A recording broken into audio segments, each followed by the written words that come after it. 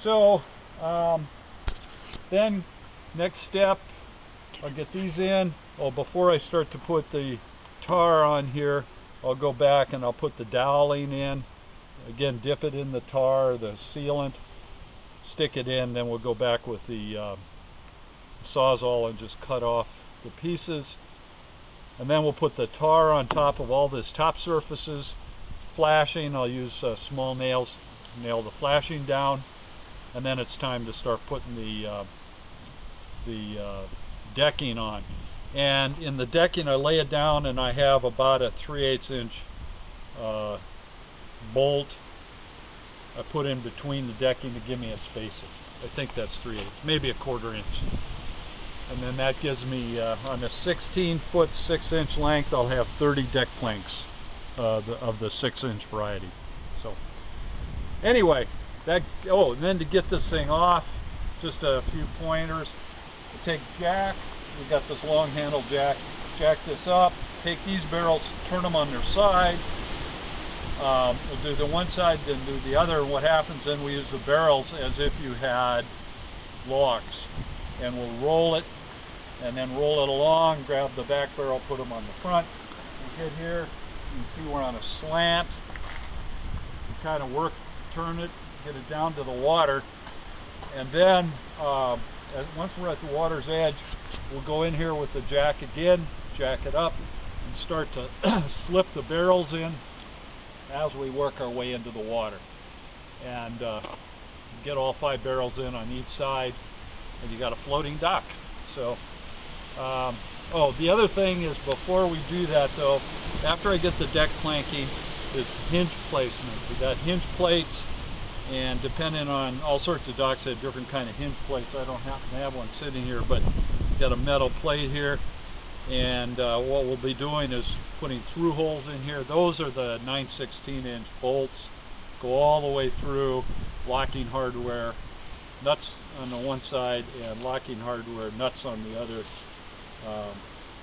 and plenty of washers on this side because we got a metal plate on this side, so big washers on the bottom.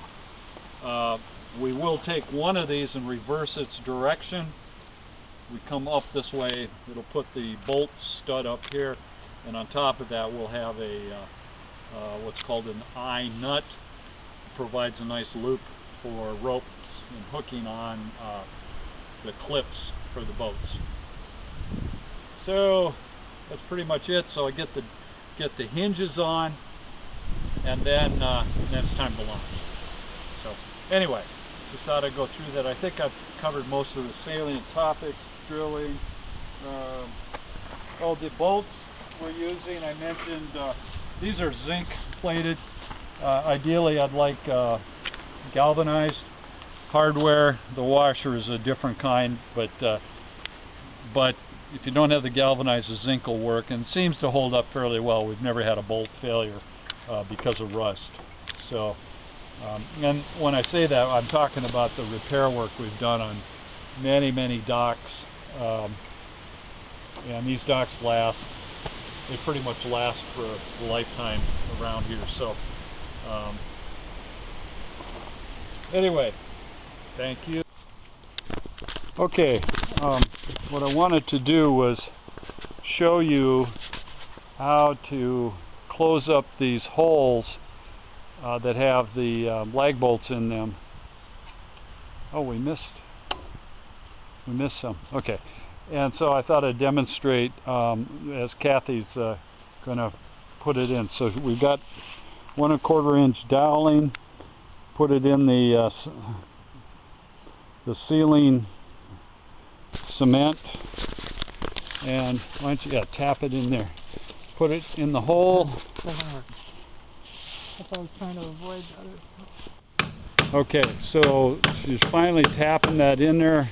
It's up against the nut, and then we come in. That's good. Would you hold that for a second? And take the Sawzall. It happens to be a Sears cordless, and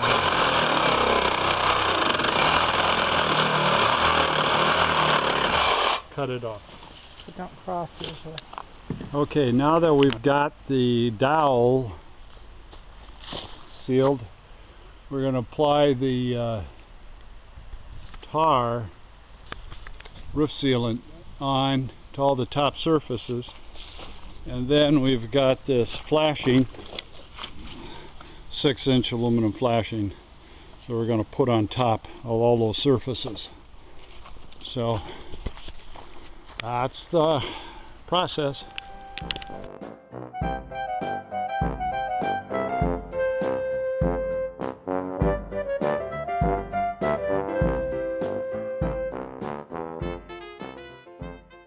Well, as you can see, what we've done here then in the assembly process, once you put the tar on the mating surfaces, assemble it, we've come around, you can see the doweling dipped in tar, put in and cut off, and it makes a clean, flat surface.